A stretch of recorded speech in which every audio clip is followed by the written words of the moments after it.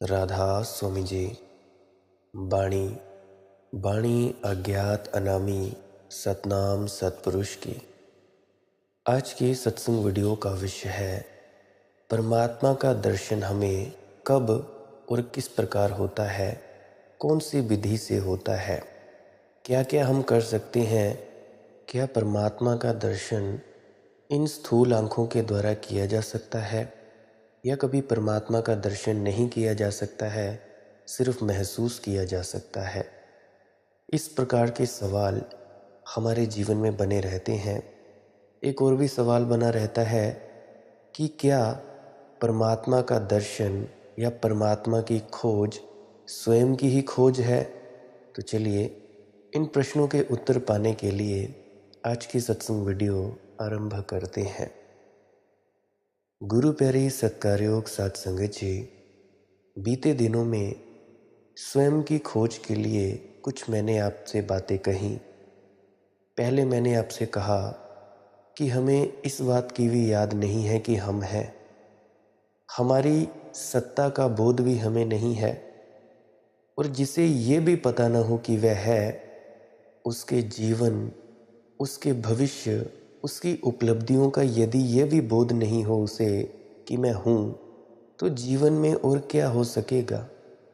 फिर तो कोई भी जीवन में गति और विकास नहीं हो सकता। सबसे पहली बात तो ये होगी कि मैं जानूं कि मैं हूँ। आपसे भी यही कहना चाहता हूँ कि सबसे पहले आप जाने कि आप कौन हैं। और मैं आपसे कहा, ये बहुत आश्चर्यजनक है कि हमें इसका स्मरण भी नहीं आता कि हम हैं। जीवन बीत जाता है और हमें पता भी नहीं चलता कि हम थे। एक व्यक्ति के बाबत मैंने सुना है, ये बात निश्चित ही असल होगी। मैंने सुना है कि जब मैं मर गया तब उसे पता चला कि मैं जिंदा था। लेकिन ये सब व्यक्तियों के बाबत सच है। जब हम मरने लगेंगे तो पता चलेगा कि जीवन हाथ में था और नहीं है। लेकिन हम हैं, जब जीवन हमारे हाथ है तो हम दूसरे कामों में इतने व्यस्त हैं कि जीवन का हमें बोध नहीं हो पाता।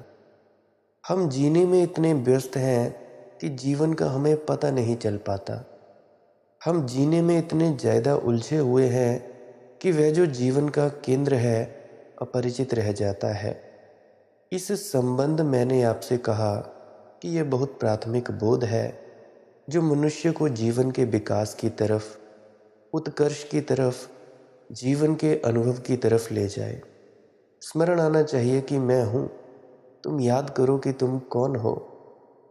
तो एक तो हमारे काम की दुनिया है जो हम कर रहे हैं, और एक हमारा होना है जो हम हैं। एक तो हमारी डूइंग और कामों का जगत है, और एक हमारे विंग का, हमारे होने का और हमारी सत्ता की दुनिया है। हम सारे लोग काम की ही दुनिया में समाप्त हो जाते हैं और उसे नहीं जान पाते जो कि हमारा होना है। हम काम करते हैं और काम करते हैं और काम करते ही जाते हैं और काम करते हुए ही समाप्त हो जाते हैं। लेकिन ये कौन था जो काम के भीतर जी रहा था? ये कौन था जो सब काम के पीछे खड़ा था? ये कौन था जिसने सारे काम किए और सारे को देखा? उसकी तरफ हमारी आंखें नहीं उठ पाती हैं। तो मैंने आपको कहा कि उसकी तरफ आंखें ना उठीं तो जीवन में कोई आनंद संभव नहीं है, क्योंकि आनंद का स्रोत तो वहाँ है, और उसकी ओर आंखें ना उठीं तो दुख से मुक्त होना असंभव है। क्योंकि दुख है सिर्फ इसलिए कि हमारी आंखें उसकी तरफ नहीं है। जैसे कोई आदमी सूरज की तरफ पीठ कर ले और भागता जाए और भागता जाए, उसकी छाया उसके सामने पड़ेगी, अंधेरा उसके सामने होगा, और वह रोए और चिल्लाए कि मेरे जीवन में अंधेरा है, अंधेरा है, मैं क्या करूं, और भागता जाए। लेकिन सूरज की ओर आंख ना उठाए तो उसके जीवन में अंधेरा नहीं मिटेगा। वह लाख उपाय करे और हजारों मील की यात्राएं करें, छाया उसके सामने ही पड़ती रहेगी। जिसके पीछे सूरज हो उसके सामने छाया पड़ेगी, और जो सूरज की ओर आंखें उठा ले उसके लिए छाया विलीन हो जाएगी और जीवन प्रकाश से भर जाएगा। जैसे ही तुम बाहिर्मुखी से अंतर्मुखी हो जाओगे, आंख बंद करके अंतस में ही खोज करने लगोगे खुद की, या यूं कह दूं मैं परमात्मा की, तभी तुम्हारा जीवन प्रकाश से भर जाएगा, उस परमात्मा के नूर से भर जाएगा। है कोई सूरज हमारे भीतर, हमारी सत्ता का, उसकी तरफ आंखें उठानी है। लेकिन पहली बात होगी कि हम जाने कि हम हैं। उस संबंध में मैंने आपसे बातें की, उस संबंध में मैंने ये भी बताया कि ये मैं कौन हूँ, इसको हम खोजें। कैसे खोजेंगे? तो मैंने आपसे कहा, क्रमशः कहा कि जो हम नहीं हैं उसे जानने से उसकी तरफ बढ़ेंगे जो हम हैं। फिर से दोहराए देता हूँ कि जो हम नहीं हैं, अगर हम उसको जान लेंगे, उसको जानने की तरफ बढ़ने लगेंगे, तो हम वो जान लेंगे जो हम असल में हैं। अगर हम ठीक से जानते चले जाएं कि ये मैं नहीं हूँ, मैं शरीर नहीं हूँ, मैं मन नहीं हूँ, विचार में नहीं हूँ, तो धीरे धीरे हम उसकी तरफ जाएंगे जो हम असल में हैं। तो दो ही बातें महत्वपूर्ण है, यह जानना कि मैं हूँ और फिर ये खोज लेना कि मैं कौन हूँ। आज मैं इस संबंध में कहूँगा कि यह खोज कैसे चित्त की भूमिका में हो सकती है, कैसे परमात्मा का दर्शन हो सकता है। आपने मेरी बातें सुनी, अनेक लोग मुझसे कहते हैं ये तो बहुत कठिन है। अब एक आदमी हो, एक किसान हो, बीज उसे दे दिया जाए और वह पहाड़ पर चला जाए और चट्टान पर बीज को बोने लगे और फिर वापस लौटकर आए कि बीज तो जल जाते हैं, पौधे तो निकलते नहीं। ये बीज कठिन है, बहुत कठोर हैं, इनसे कोई निकलेगा नहीं। तो क्या उसे कहेंगे आप? हम कहेंगे कि बीज बोए कहाँ थे? कहीं किसी चट्टान पर बोने तो नहीं चले गए थे? बीज तो बड़े कोमल थे, बीज तो अंकुर निकलने को प्रतिक्षण उत्सुक था। वहाँ तो बीज को फोड़कर प्राण निकालने को बाहर फैलाने की आकांक्षा से भरे थे तुम। वहाँ तो बीज के भीतर जो आत्मा बैठी थी वह सूरज की तरफ उठने को लालायित थी, लेकिन बीज डाले कहाँ थे? अगर बीज पत्थर पर बोए गए थे, पथरीली ज़मीन पर, तो फल नहीं लाएंगे। तो मैंने जो बात कही वह कठिन मालूम तो हो सकती है। अगर मन की भूमि पथरीली हो, पत्थरों से भरी हो, तो कठिन हो जाएगी। तो मन की भूमिका चाहिए उपजाऊ। मन का खेत कैसे उपजाऊ बन जाए, उसके बाबत आज बात करूँगा। बीज के बाबत मैंने आपसे बात की, बीज को बोने की आकांक्षा के बाबत बात की, लेकिन अलग खेत के बाबत बात न करूं तो बात अधूरी हो जाएगी। आज मैं आपसे बात करना चाहूँगा कि किस खेत में ये बीज बोए जा सकते हैं जिससे कि आप उस परमात्मा को अनुभव कर पाएँ। मन कैसा हो तब ये उपलब्धि हो सकती है। चित्त कैसा हो, चित्त भी भूमिका कैसी हो कि निश्चित ही ये बहुत सरल हो जाता है।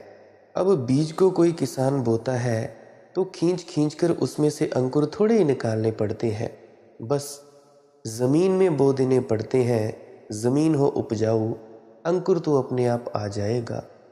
अंकुर को खींचकर निकालना नहीं पड़ता, सत्य को भी खींचकर पैदा नहीं करना होता, वह तो आ जाएगा एक दफ़ा भूमि तैयार हो। और मैं आपको कह दूं, हमारे मन की भूमि बहुत पथरीली है, बहुत पत्थर हैं उसमें, और ये पत्थर किसी और ने डाले होते तो भी कोई बात थी। ये पत्थर हमने ही डाले हुए हैं, ये ज़मीन हमने ही पथरीली कर ली है, हमने ही इसमें पत्थर ला ला कर इकट्ठे कर दिए हैं, और अनेक अनेक तरह के पत्थर हैं।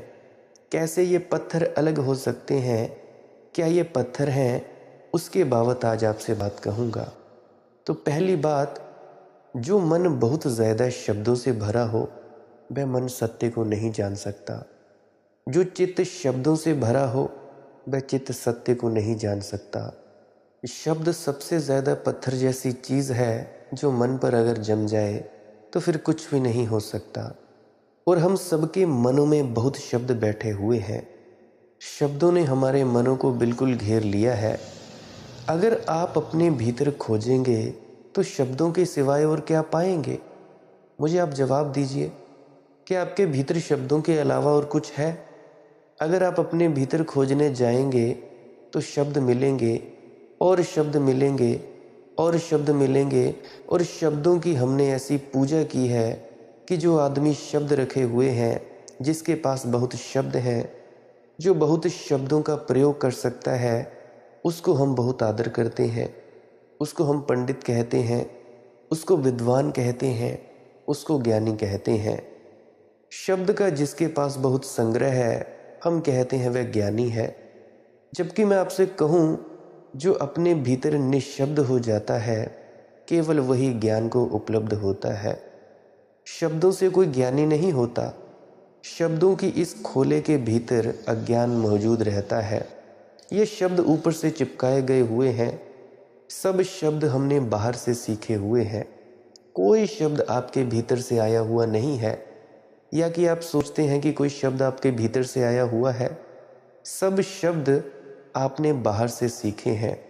जो आपको सिखा दिया गया है, उन शब्दों ने आपके मन को घेर लिया है। कोई आदमी हिंदू है, कोई मुसलमान है, कोई जैन है। ये क्या है? क्या कोई आदमी हिंदू होता है, कोई मुसलमान होता है, कोई राधा स्वामी, सत्संगी, गैर राधा स्वामी, गैर सत्संगी होता है? ये शब्दों का भेद है। एक तरह के शब्द किसी को सिखा दिए गए हैं, वह जैन है। दूसरी तरह के शब्द किसी को सिखा दिए गए हैं, वह मुसलमान है। तीसरी तरह के शब्द किसी को सिखा दिए गए हैं, वह हिंदू है। और 1000 तरह के शब्दों की अवस्था है, वह हमने सीख लिए हैं। ये शब्द हमारे भीतर बैठ जाते हैं, और जब भी हम विचार करते हैं, जब भी हम सोचते हैं, तो वह विचार स्वतंत्र नहीं हो पाता। इन शब्दों से बंधा हुआ हो जाता है। इन शब्दों से शुरू होता है हमारा सब चिंतन, हमारा सब विचार इन शब्दों से शुरू होता है। शब्द से प्रारंभ हुआ चिंतन असत्य होता है।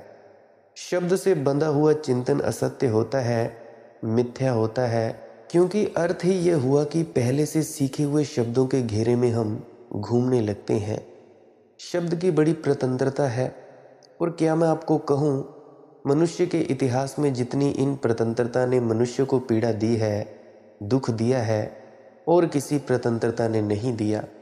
जितनी हत्याएं और हिंसाएं और जितने अनाचार हुए हैं, इन शब्दों के कारण, आइडियोलॉजी के कारण, संप्रदायों के कारण, सिद्धांतों के कारण हुए हैं। मनुष्य और मनुष्य के बीच शब्द के अतिरिक्त और कोई दीवार नहीं है।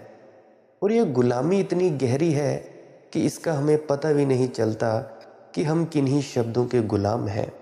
अभी राम के शब्द के विरोध में कुछ कह दूं, आपके प्राण तिलमिला जाएंगे। एक शब्द के विरोध में कुछ कह दूं, अगर मैं कृष्ण के विरोध में कुछ कह दूं, तो आपके प्राण तिलमिला जाएंगे। एक शब्द के विरोध में अगर मैं क्राइस्ट को कुछ कह दूं, महावीर को कुछ कह दूं, बाबा नानक, संत कबीर या और भी नाना प्रकार के संतों को कुछ कह दूं, तो आपके प्राण तिलमिला जाएंगे। एक शब्द के विरोध में आपके प्राण कंप जाएंगे। एक शब्द आपके ऊपर इतना प्रभावी है, एक शब्द आपको पकड़ ले सकता है और आपकी जान लिवा ले सकता है। एक छोटा सा शब्द और आपके प्राणों में बांधे रखता है। लोहे की जंजीरें इतनी सख्त नहीं होती जितना चित्त पर शब्दों की जंजीरें हो जाती हैं। मेरे एक मित्र जेल में बंद थे। लौटकर मैं एक शब्दों की उनसे बात कह रहा था। वह मुझसे कहने लगे, ऐसी एक घटना जेल में घटी। एक कैदी उनके साथ था। आज़ादी के दिनों की बात होगी। एक कैदी भी उनके साथ था। उस कैदी की बड़ी ख्याति थी।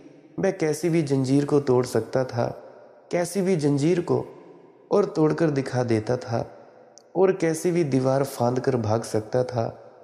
उसने अपने जेलर को कहा भी, अगर मुझे ये विश्वास दिलाया जाए कि मुझे वापस नहीं पकड़ा जाए, तो आप सारा आयोजन कर लो, मैं 3 दिन के भीतर जेल के बाहर हो जाऊं। और वैसी उसकी सामर्थ्य थी। मेरे मित्र भी वहाँ थे। वे रोज़ सुबह बैठकर प्रार्थना कराते थे। वे राम राम जपा करते थे। उस कैदी को भी उन्होंने कहा, तुम भी उस जप में आया करो। उसने कहा, राम राम के जप में? वह था मुसलमान। तो वह मुझसे कहने लगा कि वह लोहे की जंजीरें तोड़ सकता था, लेकिन राम राम के जप में नहीं बैठ सकता था। उसके मन में तो कोई और दूसरे शब्द बैठे हुए थे, राम का जप नहीं बैठा हुआ था। अभी एक जैन साधु मेरे पास मेहमान थे। वह सुबह उठे और मुझसे कहने लगे, मुझे जैन मंदिर जाना है। मैंने कहा, किस लिए, क्या काम है? वह कहने लगे, आप भी क्या पूछते हैं, मंदिर कोई किस लिए जाता है? वहाँ ध्यान करूँगा, शांति से बैठूँगा, आत्मस्मरण करूँगा, एकांत में बैठूँगा, इसीलिए जाना चाहता हूँ। मैंने कहा, आप सच बोल रहे हैं, इसीलिए जाना चाहते हैं? उन्होंने कहा, मैं झूठ क्यों बोलूँगा भाई, इसलिए जाना चाहता हूँ, तुम्हें बता तो दिया। तो मैंने कहा, यहाँ का जैन मंदिर जो है वह तो बाज़ार है, वहाँ बड़ी भीड़ भाड़ है, शोरगुल है। मेरे पास में एक चर्च है, बड़ा अकेला है, और इतवार का दिन ना होने के कारण वहाँ कोई आता नहीं, क्योंकि ईसाइयों का धर्म तो सिर्फ इतवार के दिन है और किसी दिन तो होता नहीं। तो वहाँ चर्च में चले, वहाँ कोई भी नहीं है, बड़ा सन्नाटा है, बड़ा अकेलापन है, बड़ा बगीचा है, वहीं आप अपना ध्यान करें, वहीं अपना आत्मस्मरण करें। उन्होंने कहा, चर्च, आप कहते क्या हैं? तो मैंने उनसे कहा, तो फिर आप झूठ ही कहते होंगे कि मैं आत्मस्मरण के लिए जाना चाहता हूँ। आप जैन मंदिर जाना चाहते होंगे, वह शब्द बड़ा मूल्यवान है। आत्मस्मरण के लिए तो चर्च में भी बैठ सकते हो, नदी के किनारे भी बैठ सकते हो। जैन मंदिर से क्या लेना देना है, या हिंदू मंदिर से या मस्जिद से या चर्च से क्या लेना देना है? नहीं, लेकिन एक शब्द हमारे मन में बड़ा गहरा हो जाना है और शब्द को हम पकड़कर बैठ जाते हैं, और हम सब शब्दों को पकड़कर बैठ जाते हैं, और जो भी शब्द को पकड़कर बैठा है वह सत्य तक कैसे जाएगा, कैसे जा सकता है? सत्य तक प्रवेश के लिए ज़रूरी है कि सब शब्द छोड़ दिए जाएं, सारे शब्दों को पकड़ छोड़ दी जाए, तभी यात्रा हो सकती है उस जगत में, तभी हम स्वयं में प्रविष्ट हो सकते हैं। अब आप लोग मेरी तरफ ही ध्यान दो, खुद के मन से एक सच्ची सच्ची सवाल पूछना कि अगर मैं इस वीडियो के सामने कभी राधा स्वामी ना बोलूं या अंत में राधा स्वामी ना बोलूं, तो क्या तुम मुझे सुनोगे? मुझे नहीं लगता कि तुम मुझे सुनोगे। तुम बंध गए हो राधा स्वामी शब्द से। अरे राधा स्वामी शब्द भी वही है, अगर मैं रोज़ राम राम करने लगूं, या कृष्ण कृष्ण या राधा राधा कि राधे कृष्ण प्यारे सत्संगियों, तो मुझे पता है बहुत से व्यक्ति मेरी वीडियोस को छोड़कर भाग जाएंगे और कहेंगे, हम आए थे क्या लेने और लेने क्या लग गए। तो ये सब शब्दों का खेल है। मेरे कहने का तात्पर्य ये है, ये सब शब्द हैं, इन शब्दों के पार जाना है। अगर इन शब्दों को छोड़ दिया जाए तभी यात्रा हो सकती है उस जगत में, तभी हम स्वयं में प्रविष्ट हो सकते हैं। देखो, मेरी बातें होती हैं सभी प्रकार के व्यक्तियों के लिए। जो अनार सीखना चाहता है, ABC 1 2 3 सीखना चाहता है, वो भी मेरी वीडियोस को सुन सकता है, और जो अंतस की यात्रा करना चाहता है वो भी मेरी वीडियोस को सुन सकता है। हर व्यक्ति की जो अलग अलग भावना होगी, अलग अलग स्थिति होगी, वो अपनी स्थिति के अनुसार मेरी वीडियोस को समझेगा। बहुत से कहते हैं कि आप ऐसा कह देते हैं, हम ऐसा करने लगे, हालांकि होते वो पहली कक्षा में है, नया नया नामदान लिया होता है, या कोई गुरु धारणा की होती है, या किसी के प्रति समर्पण किया होता है। कहने लगते हैं कि आपने जी भाई ऐसा कहा। देखो मेरे मित्रों, भाइयों, बहनों और प्यारे सत्संगियों, जिस दिशा से मैं लेकर चलता हूँ आपको, मैं मध्य की तरफ लेकर चलता हूँ। दिशा अलग है तो मैं कहूँगा बात अलग। अगर दिशा आपके मेल खाती है तब आप मेरे से सहमत हो जाते हैं। मैं तुम सबसे कहता हूँ कि मुझे सुनना है तो मन को खोलो, अपने दिल को खोलो, खुले दिल से सुनो, परख में मत पड़ो कि मैं सही कहता हूँ या गलत कहता हूँ। एक एक शब्द को, एक एक लाइन को बड़े प्रेम से सुना करो। अगर सुनोगे, इससे आपके 2 फायदे होंगे। एक फ़ायदा तो ये होगा कि आपके मन के सवालों के जवाब मिलेंगे, आपके मन के भ्रमों को दूर किया जाएगा, और दूसरा फ़ायदा ये मिलेगा कि इस व्यक्ति के द्वारा, जो ये व्यक्ति सत्संग कर रहा है इस वक्त, जिस व्यक्ति के ये मनदीप नामक जो शख्स है, इसके मुख के ज़रिए जो परमात्मा का अनाहत नाद प्रकट हो रहा है, इसका प्रयोग आप अपने ध्यान के लिए कर सकते हो। नहीं समझना मत समझो, पर आप आंख बंद करके लीन हो जाओ इन शब्दों में, शब्द खो जाएं, आप खो जाएं, नींद में उतर जाएं, तब वो नींद बड़ी गहरी होगी। नींद और ध्यान हल्का सा फर्क है। नींद क्या है? नींद में आपको होश नहीं रहता कि आप बिल्कुल शांत हो चुके हैं। ध्यान में आपको होश रहता है कि आपका शरीर बिल्कुल शिथिल हो चुका है। आप ना तो मन है ना तो शरीर है। बस यही फ़र्क है, और तो ज़्यादा कुछ फ़र्क नहीं है। बस इतना सा ही फ़र्क है। तो मैं तुमसे कहता हूँ ऐ सत्संगियों कि अगर तुम्हें मेरी वीडियो सुन के नींद आए तो चिंता मत लेना, सो जाया करो। सत्संग बाद में सुन लेना। सत्संग शुरू हुआ कि नींद आई तो सत्संग चला रहने देना और तुम सो जाना, बड़े प्रेम से सो जाना। जब तुम फिर उठो, फिर उठकर फिर सत्संग लगाना, फिर देखना तुम्हारा सत्संग में मन लगेगा और तुम्हारा भजन सिमरन भी बनेगा।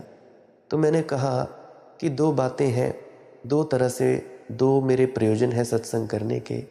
एक तो आपके मन की जो खुजलाहट है, जो आपका मन बार बार बंदर की तरह नाचता रहता है, खुजलाहट करता है कि ऐसा क्यों, ऐसा नहीं तो वैसा क्यों, वैसा क्यों कहा तो ऐसा क्यों कहा, ये खुजलाहट मिट जाए, इस मन के सवालों का जवाब मिल जाए।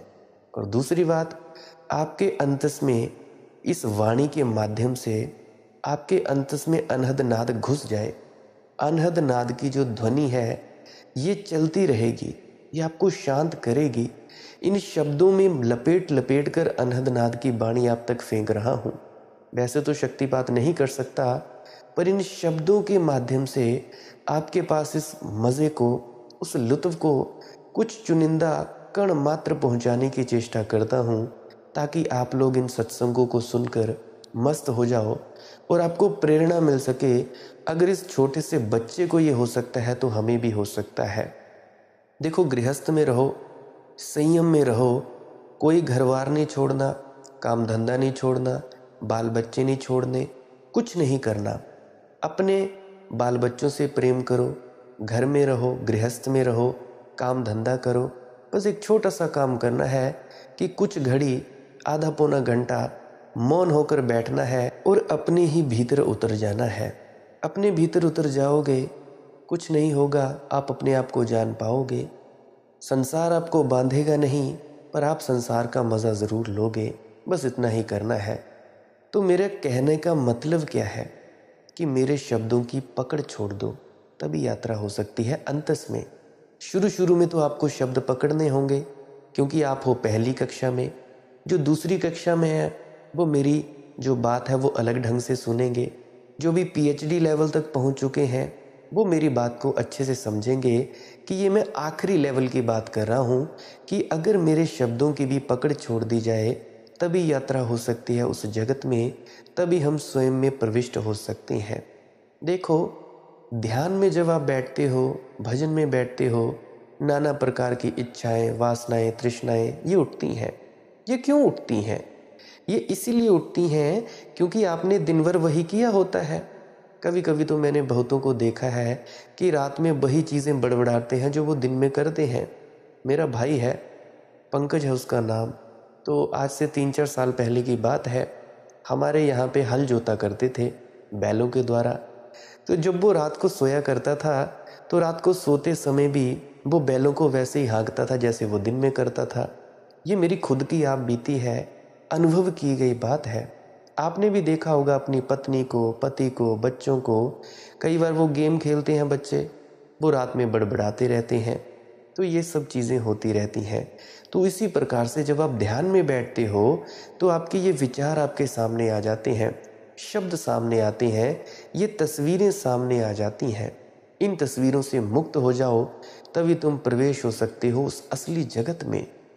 आप मुझे नहीं पकड़े हुए हैं, समाज किसी को नहीं पकड़े हुए है, लेकिन इस समाज से प्रदत्त शब्द, सिद्धांत, विचार, शास्त्र वह मनुष्य के मन को जकड़े हुए है। वहीं हम घूमते हुए रह जाते हैं कोल्हू के बैल की तरह। उन्हीं उन्हीं शब्दों को जीवन भर दोहराते रह जाते हैं और उनसे ऊपर उठने का ख्याल नहीं आता। शब्द किसने दिए हैं? शब्द तो समाज ने दिए हैं। किसी सत्संग में सुन लिया। शब्द तो दूसरे ने दिए हैं, लेकिन मौन, चुप्पी, मौन किसने दिया है? निशब्द किसने दी है? किसी ने भी नहीं दिया। वह आपके स्वरूप का हिस्सा है।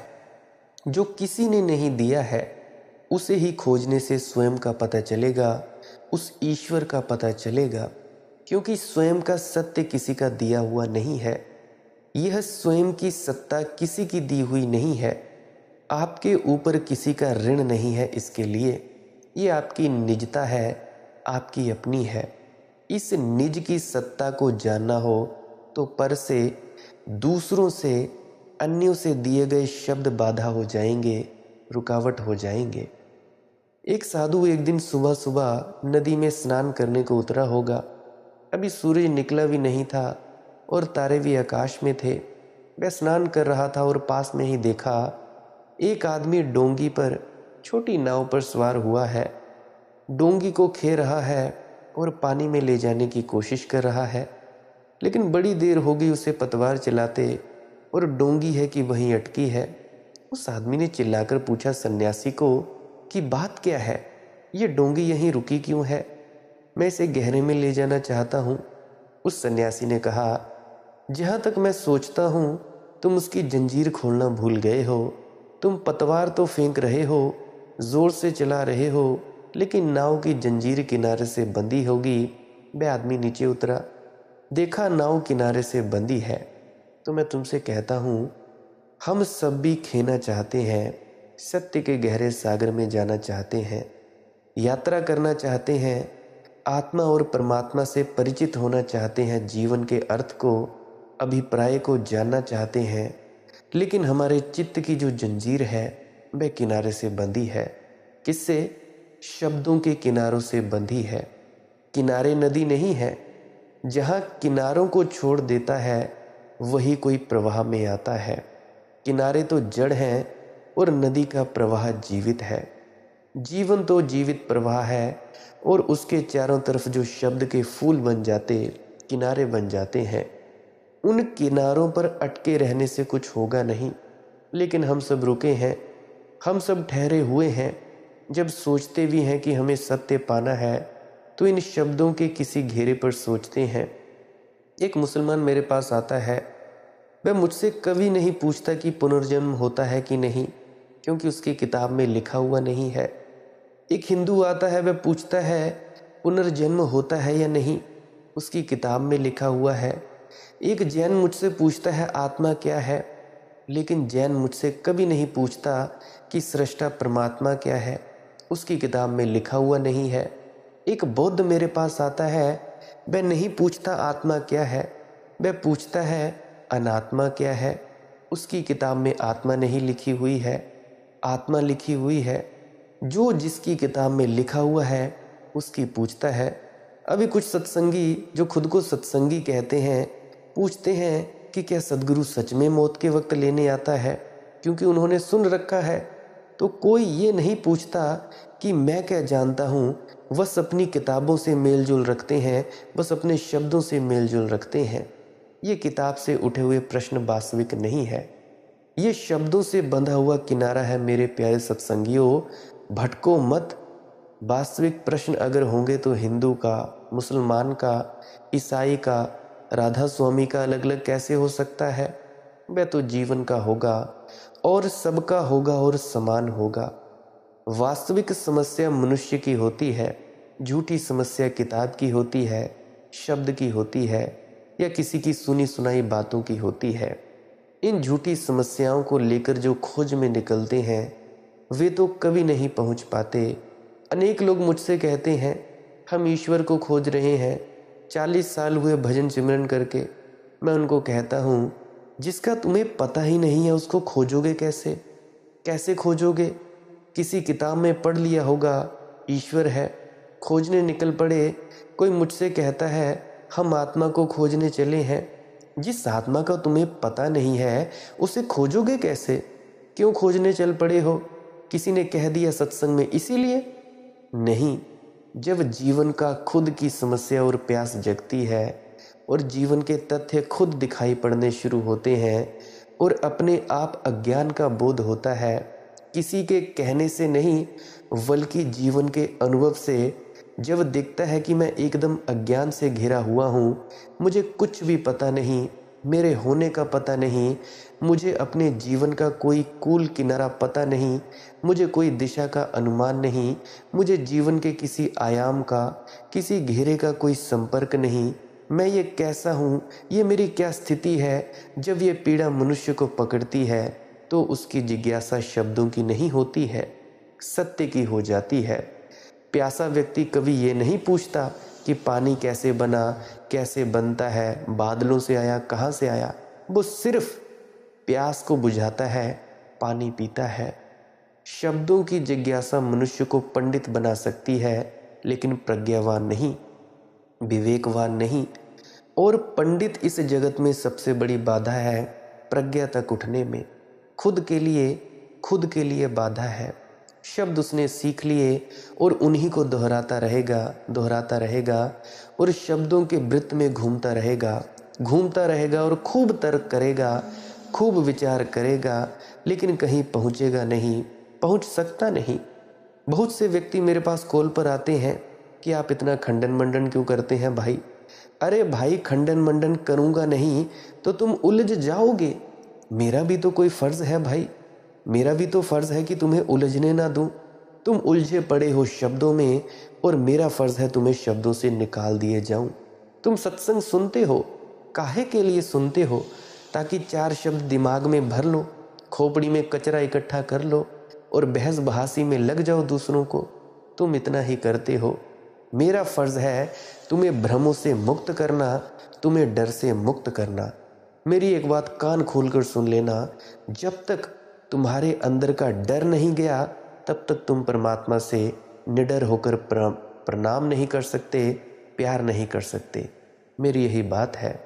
तो मैं कह रहा हूँ, शब्द को छोड़कर गति है, किनारे को छोड़कर यात्रा है। इसीलिए तो कहा जाता है पहले सिमरन के शब्दों का जाप करो और जब धुन चालू हो जाए फिर धुन को सुनो, सिमरन के शब्दों को छोड़ दो। जब घंटा शंख की आवाज़ सुनने लगे फिर तो बिल्कुल बंद कर दो इन सिमरन के शब्दों का जाप। ये मेरा नहीं, सद्गुरु का उपदेश है, मेरा अनुभव है, मेरी आप बीती है। मैंने ये चीज़ पाई है, इसीलिए अनुभव से कह रहा हूँ। शुरू में शब्द तुम्हारे सहारे हैं, सत्संग तुम्हारे सहारे हैं। जब तुम अंतस में उतरने लगो फिर ये शब्द सहारा नहीं दे सकते। ये शब्द सिर्फ एकाग्रता के लिए हैं। असली बात है अनहद नाद में इस धुन को सुनना, इस धुन को सुनते सुनते अंतस में गिर जाना। तो पहली बात आपसे कहना चाहूँगा, चित्त को शब्दों की दास्ता से मुक्त कर ले। शब्दों की जंजीरों से बंधा हुआ चित्त कभी भी सत्य को नहीं जान सकेगा। फिर चाहे वे जंजीरें किसी की हों, वेदांत की हों, कि बौद्ध धर्म की हों, कि राधा स्वामी सत्संग व्यास सोसाइटी की हों, कि जैन धर्म की हों, या किसी के सत्संग सुन लिए हों, या मेरे शब्दों की हों, वे शब्द की जंजीरें मन को पकड़े रहेंगी, तब तक कहीं आप जा नहीं सकते। अब देखो, बहुत से व्यक्तियों को मैं कहता हूँ कि ये करो, तो वे क्या करते हैं, दूसरों के शब्द छोड़ देते हैं, मेरे शब्दों को पकड़ लेते हैं। अब भाई मूर्खो, एक आपको बात समझ में नहीं आती, जब आपके पाँव में कांटा चुभा होता है तो एक दूसरा आप लेते हो कांटा अपने पाँव से कांटा निकालने के लिए। तो जब दूसरे कांटे से आपके पाँव का कांटा निकल जाता है तो क्या आप जिस कांटे के द्वारा, फोर्सेप के द्वारा आपने कांटा निकाला, उसको फिर से अपने पाँव में घुसेड़ देते हो? नहीं ना। उसी प्रकार से मेरे शब्दों का प्रयोग ले लो। जब तक मैं जिंदा हूँ मेरा आसरा ले लो, मेरा प्रयोग करो कि मैं तुम्हारे शब्दों को काट डालूं, मेरे शब्द तुम्हारे शब्दों को निकाल फेंके उस कांटे की तरह जो तुम्हारे खोपड़ी में गड़ा हुआ है, तभी तुम उससे मुक्त हो सकते हो। पहले मेरे शब्द पकड़ने हैं, काहे के लिए? ताकि तुम पुरानी भ्रांतियों को तोड़ दो।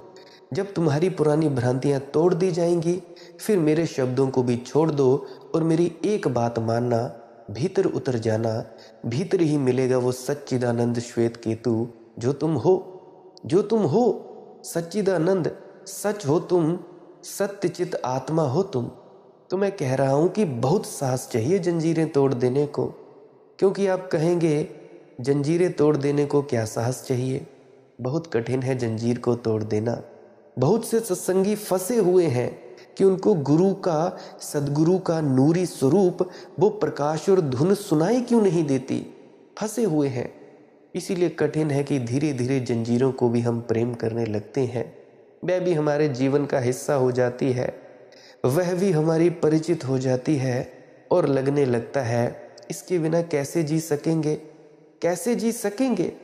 वहाँ फ्रांस में राज्य क्रांति हुई तो बेस्टील ने किले में बहुत से कैदी बंद थे। क्रांतिकारियों ने सोचा सबसे पहले जैसे ही उनके हाथ में सत्ता आई कि जाएं और बेस्टील के किले को तोड़ दें और कैदियों को मुक्त कर दें। उन्होंने सोचा हम बड़ा काम करने जा रहे हैं। ऐसा भ्रम बहुत लोगों को पकड़ता है। बुद्ध को पकड़ा, महावीर को, सुकरात को, क्राइस्ट को, मुझे भी पकड़ा हुआ है कि मैं तुम्हारी जंजीरें तोड़ दूंगा। ऐसा भ्रम बहुत लोगों को पकड़ता है कि जाएं और कैदियों को मुक्त कर दें। उसी तरह से क्रांतिकारियों को भी भ्रम पकड़ा कि हम जाएं और कैदियों को मुक्त कर दें। कैदी कितने प्रसन्न हो जाएंगे। वह गए और उन्होंने जाकर दीवार तोड़ दी और कैदियों से कहा जाओ तुम मुक्त हो, प्रसन्न हो जाओ, नाचो, कूदो, गाओ, आनंदित हो जाओ। लेकिन कैदी बड़े घबराए हुए खड़े थे कि वह क्या कह रहा है। वहाँ तो सबसे पुराने जघन्य अपराधी रखे जाते थे जिन्हें आजीवन की कैद होती थी। कोई 20 वर्ष की उम्र में आया था और 80 वर्ष हो गया था। 60 साल हाथ की जंजीरें वह भूल गया था कि हाथ से अलग है। 60 साल जंजीरें हाथ में थी और हाथ में रही थी। भूल ही गया था कि हाथ से अलग है। जैसे हाथ में अपने वैसे ही जंजीरें भी अपनी हो गई थी। सुना कि स्वतंत्र, सुना कि मुक्त। बहुत बेचैन और परेशान हो गए। एक नई दुनिया में कहाँ धक्के देते हो। बहुत लोगों ने कहा हम ठीक हैं, हम जहाँ हैं वहीं ठीक हैं, आप कृपा करो, ये हमारी कोठरियाँ काफ़ी अच्छी हैं। वे बिल्कुल अंधकार से भरी हुई कोठरियाँ थीं और हाथ पैर में जंजीरें थीं, लेकिन भोजन मिल जाता था। वहाँ वे पड़े रहते थे, अंधेरे के आदी हो गए थे। लेकिन क्रांतिकारियों को तो पागलपन सवार था लोगों को मुक्त करने का।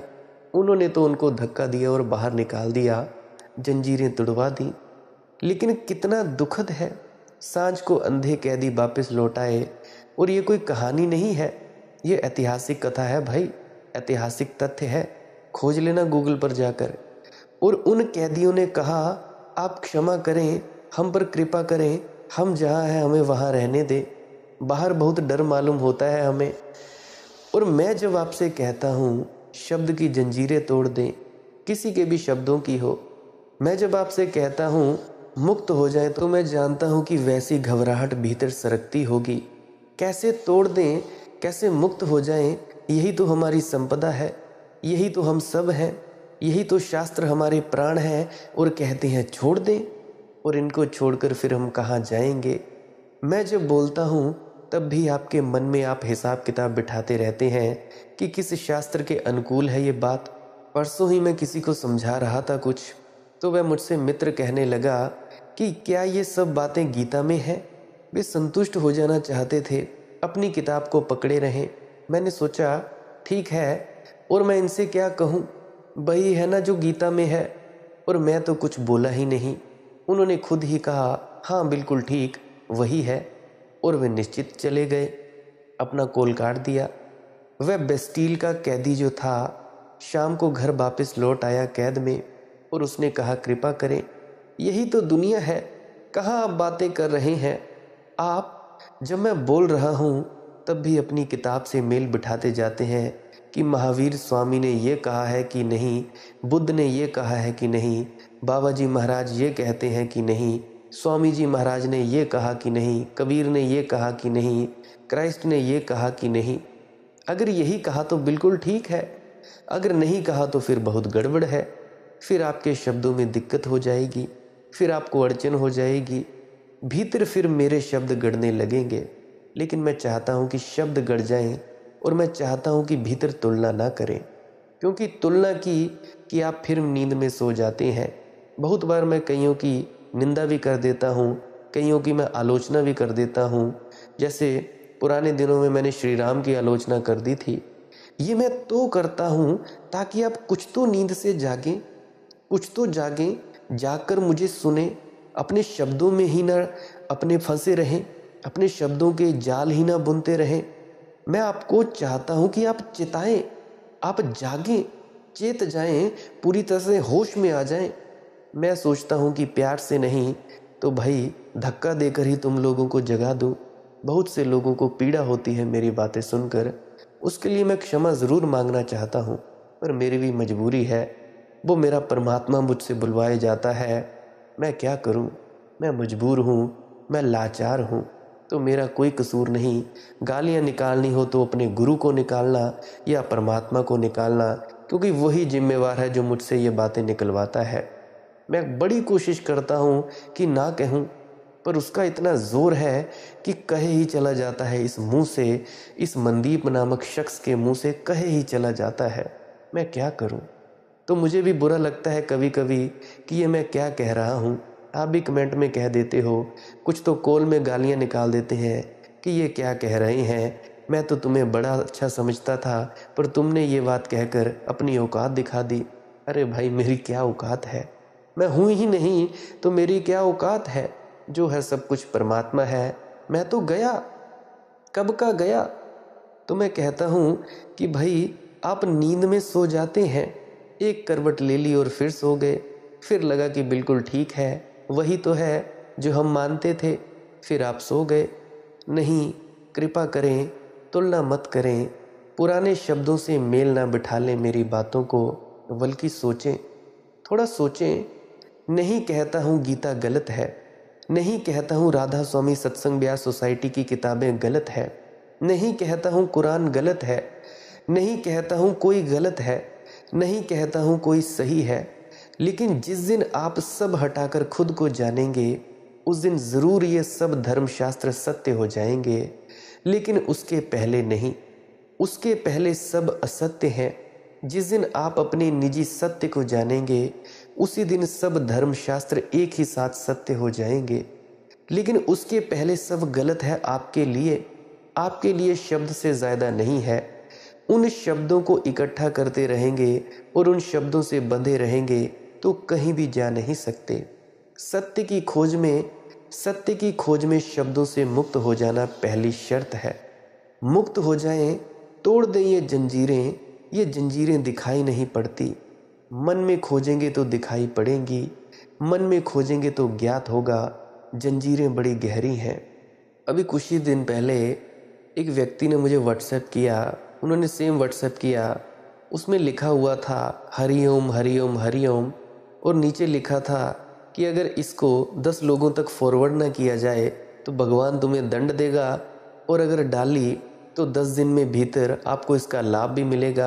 तो जो मेरे मित्र थे उन्होंने वही मैसेज मुझे फॉरवर्ड किया, तो वह बहुत घबरा गए। वह मुझे पूछने लगे, डॉक्टर हैं, पढ़े लिखे हैं, अब ऐसे डॉक्टर से मरीजों का इलाज करवाना बड़ा ख़तरनाक है। इनमें विज्ञान की तो बुद्धि नहीं है, इनमें साइंस की तो कोई बुद्धि नहीं है, इनमें कोई बुद्धि नहीं है। वे अपना व्हाट्सएप मैसेज मुझे फॉरवर्ड करके कहने लगे कि भाई क्या ऐसा होगा। तो वे मुझे व्हाट्सएप मैसेज करने लगे। तो अब मैं कभी कभी बीमार हो जाया करता हूँ, कभी सर्दी, कभी ज़ुकाम, कभी पेट दर्द, ये तो सब चला ही रहता है। कर्मों का खेल है, शरीर को तो भोगना ही है। तो मैंने उनसे कहा कि ये तो ठीक है, लेकिन आइंदा मुझे मेरे पास आप इलाज करने मत आएँ, मुझे आप दवाई ना दें। वे बोले क्यों? मैंने कहा आपका दिमाग ही अनसाइंटिफिक है, आपका दिमाग ही जड़ है। घबरा क्यों गए इसमें? घबराहट हो गई कि कहीं भगवान दंड ना दे दे। 1-2 शब्द और प्राण कप गए उनके। वे 10 लोगों तक अगर मैसेज फॉरवर्ड ना करें तो क्या पता चले कि भाई हमारा कुछ अहित हो जाए। एक शब्द मैं हिंदू हूँ और हरिओम हरिओम लिखा हुआ है। हालांकि अगर उस मैसेज में अल्लाह अल्लाह लिखा होता तो वे फिक्री से डिलीट कर देते और उन्हें कोई डर नहीं होता, कोई डर की बात नहीं थी। एक हिंदू एक मुसलमान के मंदिर को तोड़कर फेंक देता है, ज़रा भी भयभीत नहीं होता, क्योंकि उसके शब्द इसके विरोध में पड़ते हैं। लेकिन आप अगर भगवान की मूर्ति को पैर लग जाए तो प्राण कंप जाएंगे, क्योंकि भगवान की मूर्ति और मुसलमान उसी को तोड़ते रहे और वे खुश होते रहे और आपके प्राण कांप जाएंगे। एक मुसलमान मंदिर को आग लगा दे तो दिक्कत नहीं होती, लेकिन मस्जिद को आग लगा दे तो प्राण कंप जाएंगे। क्यों? एक शब्द पकड़ लेता है। हिंदू को, मुसलमान को, जैन को, सबको पकड़े हुए है और हम सब शब्दों के गुलाम हैं और शब्दों की गुलामियों में बटे हुए हैं।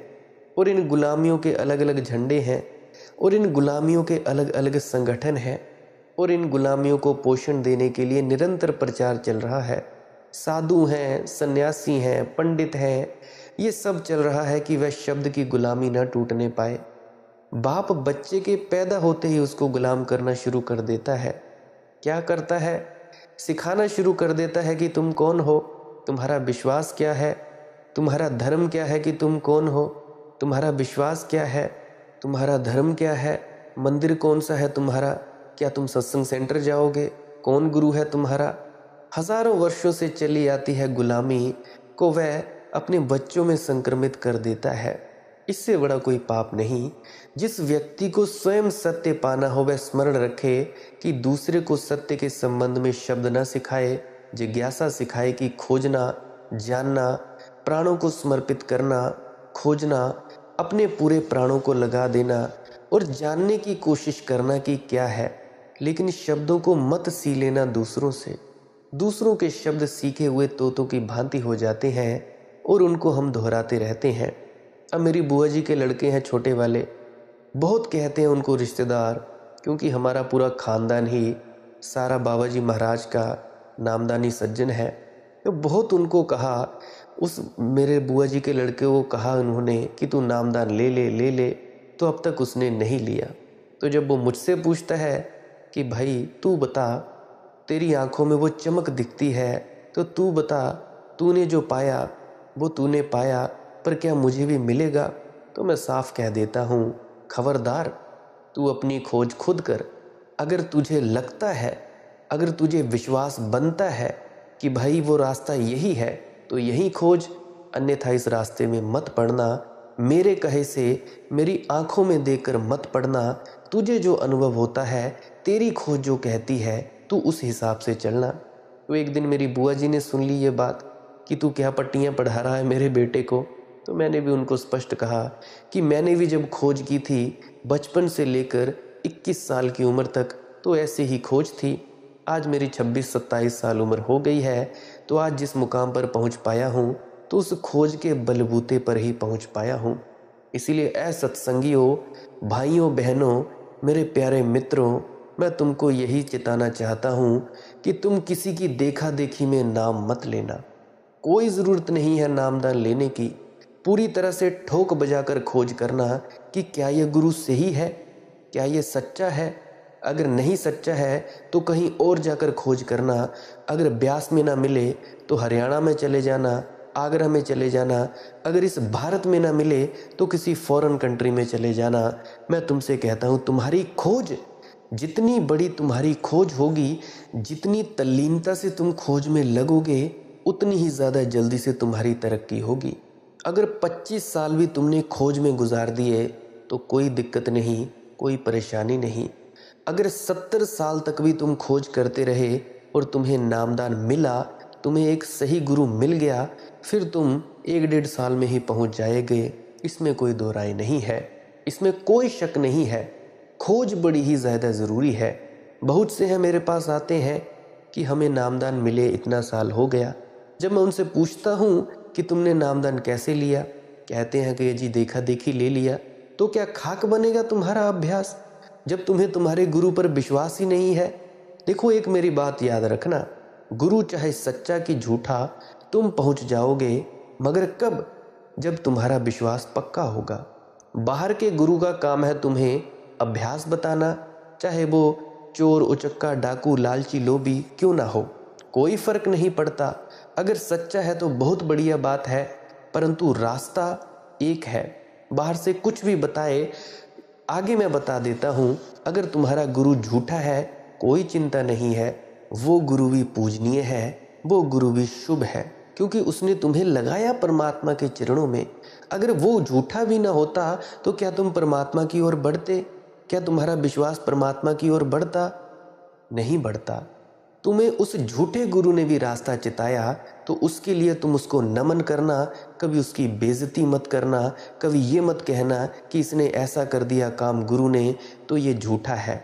झूठा होगा, चोर उचक्का होगा, बलात्कारी होगा, कोई चिंता नहीं लेनी है। उसने तुम्हें मार्ग बताया और उसने तुम्हें बैठने का मार्ग बताया। उसके आगे का मार्ग मैं बता देता हूँ। तुम अपने अपने गुरु से जुड़े रहो, सच्चा कि झूठा कोई फर्क नहीं पड़ता। देखो, गुरु जो भी बताए तुम्हें उसके अनुसार चलना है। सदाचार का जीवन जीना है, हक हलाल की कमाई खानी है, अपनी स्त्री या पुरुष के अलावा दूसरों पर नज़र नहीं डालनी है, थोड़ा काम वासना को संयम से लेना है, संयम से अपना जो विषय भोग करने हैं, गृहस्थ रहना है और अपना काम धंधा करते हुए आपने भजन करना है। उसके बाद से अगला आपको रास्ता बता देता हूँ। जब भी आपको धुन सुनाई दे, कानों में सन्नाटा सुनाई दे, ची ची की आवाज़, साई साई की आवाज़, टी टी की आवाज़ या कोई भी किसी भी प्रकार की आवाज़ सुनाई दे, रेल के इंजन जैसी, बादलों की गड़गड़ाहट जैसी ये आवाज़ सुनाई दे तो इसको सुनने लग जाना। ये है असली गुरु, सच्चा गुरु।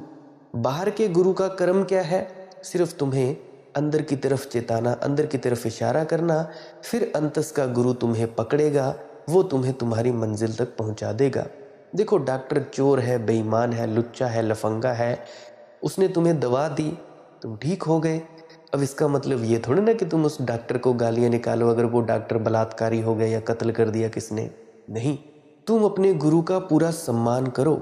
गुरु चाहे जैसा मर्जी है, गुरु अगर नहीं भी पहुंचा हुआ है तुम्हारे कारण पहुंच जाएगा। कैसे? तुम्हारी श्रद्धा, तुम्हारा विश्वास काम करेगा, तुम्हारा प्रेम काम करेगा। ये मेरी बात तुम सब सीख लेना। कोई गुरु पूरा नहीं होता है, ये मेरी बात तुम भी गांठ बांध लेना। क्योंकि गुरु में कुछ ना कुछ दिक्कत होती है, तुम्हें ज़रूर ना दिखाई देती होगी। मैंने देखा है बहुत से जो गुरु कहते हैं खुद को, जो गुरु हैं, बहुत से व्यक्तियों में बहुत सी खामियां देखी हैं। कईयों में कुछ कुछ क्रोध होता है, कईयों को थोड़ा लालच पकड़ लेता है, पर वो गिरते नहीं हैं। हाँ, कोई भी गुरु है जो वो पूर्ण हो चुका है, उसमें भी ये सब वासनाएं होती हैं। काम होता है, क्रोध होता है, लोभ होता है, मोह होता है, अहंकार होता है, परंतु वो जागृत होता है, इसीलिए ये वासनाएं उसे तंग नहीं करती, होती उसमें भी है। देखो, ये हमारी ऊर्जा के केंद्र हैं, वो इन वासनाओं को ऊर्जा देना बंद कर देता है, इसीलिए उसमें ये वासनाएं तंग नहीं करती हैं। तो आप भी उस तल तक पहुँचो जहाँ तक तुम्हारा पूरा और सच्चा गुरु पहुँचा है।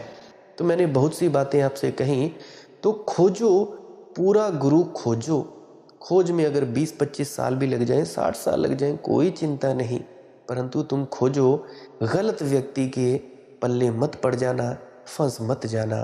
पर अगर गुरु बना लिया, चाहे सच्चा कि झूठा, सर दे दो उसको, झुक जाओ। वो कहते हैं ना कि मुझे क्या पता वो काबा था या बुत खाना, मैं तो बस झुक गया, अपनी मौज में आकर बस झुक गया, मुझे ना पता वो काबा था या बुत खाना था। इसलिए मैंने कहा कि झुकना सीखो, झुक जाओ। यही सबसे बड़ी बात है जिससे आप लोग आगे बढ़ सकते हो। मैंने सुना है कि आचार्य शंकर जब मंडन मिश्र के पास विवाद करने को पहुँचे, गांव में वह प्रविष्ट हुए और उन्होंने लोगों से पूछा कि मंडन का भवन कहाँ है। कुएं पर स्त्रियां पानी भरती थी। उन्होंने कहा, यह भी कोई पूछने की बात है? मंडन की कीर्ति तो दूर दूर में व्याप्त हो रही है, उसके मकान का भी कोई पता लगाना है। फिर भी शंकर ने कहा, कैसे मैं पहचानूंगा इतने बड़े नगर में कि मंडन का भवन कहाँ है? स्त्रियों ने कहा, जाओ, जिस भवन के आसपास पक्षी भी वेद के मंत्रों का उच्चार करते हों, समझ लेना कि मंडन का भवन आ गया। बड़ी प्रशंसा में उन स्त्रियों ने कहा कि जिसके आसपास पक्षी भी वेद के मंत्रों का उच्चार करते हों, समझ लेना मंडन का भवन आ गया। लेकिन दुख तो ये है कि पक्षी ही अगर वेद के मंत्र का उच्चार करते हों तो भी ठीक, आदमी भी पक्षियों की भांति वेद के मंत्रों का उच्चारण कर रहे हैं, पंडित भी कर रहे हैं, सीखे हुए शब्द हैं, उन्हीं को दोहराए चले जा रहे हैं, उनको दोहराए चले जा रहे हैं। यह मनुष्य की जड़ता की सूचना है, उसके ज्ञान की नहीं।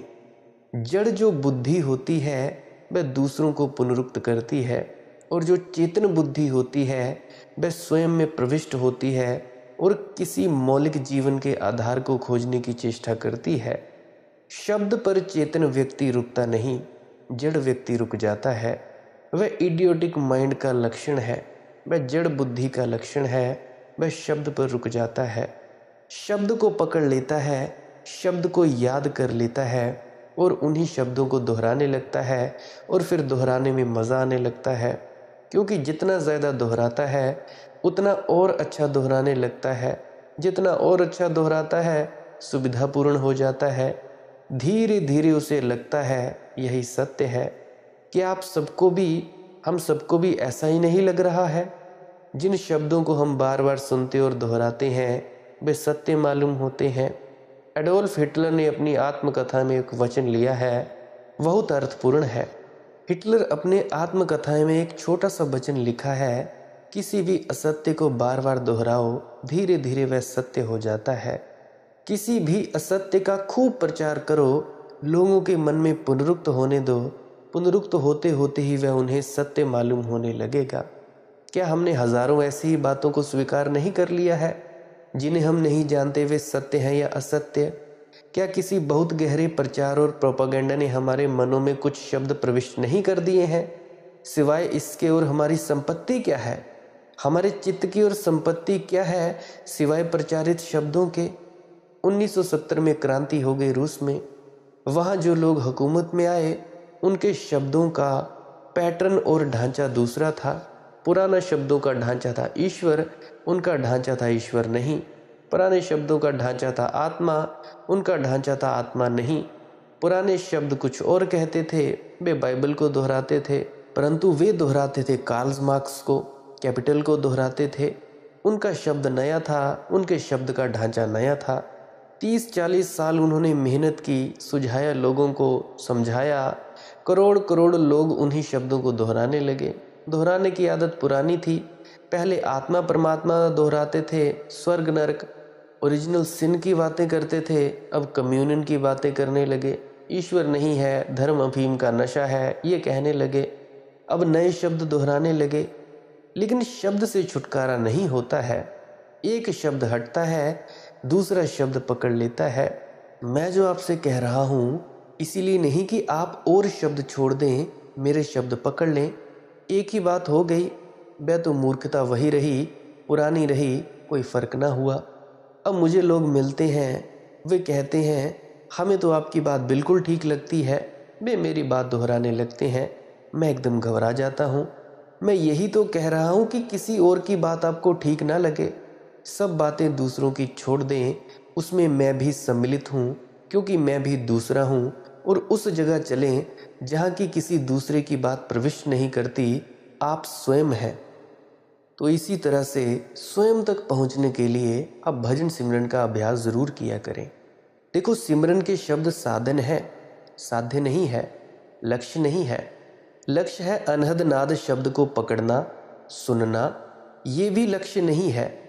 लक्ष्य है अनहद नाद शब्द को पकड़कर इस साधन में बैठकर उस परमात्मा तक पहुंच जाना जहां से वो अपनी इस अनहद नाद को भेज रहा है। तो इसी तरह से भजन सिमरन करते रहें। भजन सिमरन क्या है?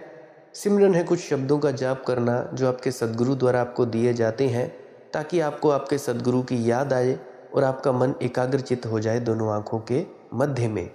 विचारों को रोकने के लिए आप इन सिमरन के शब्दों का प्रयोग कर सकते हो।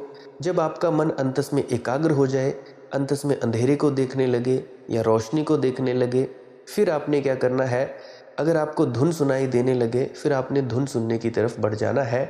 धुन सुनते वक्त शब्दों का जाप नहीं करना है, सद्गुरु का ध्यान नहीं करना है। यही है भजन और सिमरन। और धुन सुननी है अपने दाएं कान से। ठीक है जी। अगर माथे के बीच में से आए तब भी बहुत शुभ है। तो इसी तरह से भजन सिमरन आप कर सकते हैं। अगर आपका कोई प्रश्न है तो कमेंट सेक्शन में लिख सकते हैं। उससे पहले आप पुरानी वीडियोस अवश्य सुनिए। मेरे ख्याल से पुराने सत्संगों में आपके प्रश्नों के जवाब मिल जाएंगे, तो आप जी प्रश्नों का जवाब ले सकते हैं उन पुरानी वीडियोस में। अगर आप जी को ये इस वीडियो में कुछ भी सीखने को मिला है तो आप इस वीडियो को लाइक कर सकते हैं और कमेंट में राधा स्वामी लिख सकते हैं। अगर नहीं पसंद आई, नहीं कुछ सीखने को मिला तो डिसलाइक ज़रूर करें। सब्सक्राइब कर सकते हैं इस चैनल को। अगर रोज़ाना नए नए सत्संग सुनना चाहते हो, सत्संग का वक्त रहता है सुबह 6 बजे से लेकर 7 बजे तक।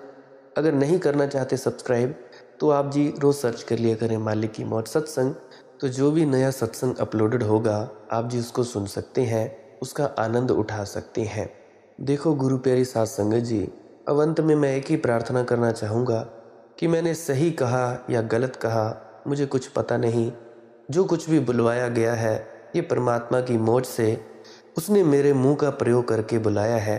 अमल कर लोगे तो ठीक है, नहीं अमल करोगे तो भी कोई बात नहीं, फिर कभी अमल कर लेना। आपका ही फ़ायदा है, आप जी का ही नुकसान है।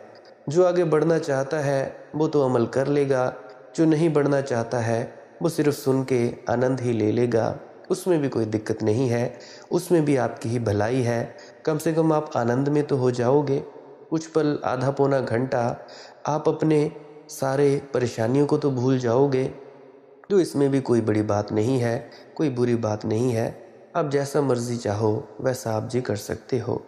आप मुझे इतना प्रेम प्यार देते हो, इसके लिए आपका बहुत बहुत शुक्रिया, बहुत बहुत धन्यवाद। मैं आपसे बहुत बहुत अनुग्रहित हूँ। अंत में आपके भीतर बैठे परमात्मा को प्रणाम करता हूँ। मेरा प्रणाम स्वीकार करें। राधा स्वामी जी।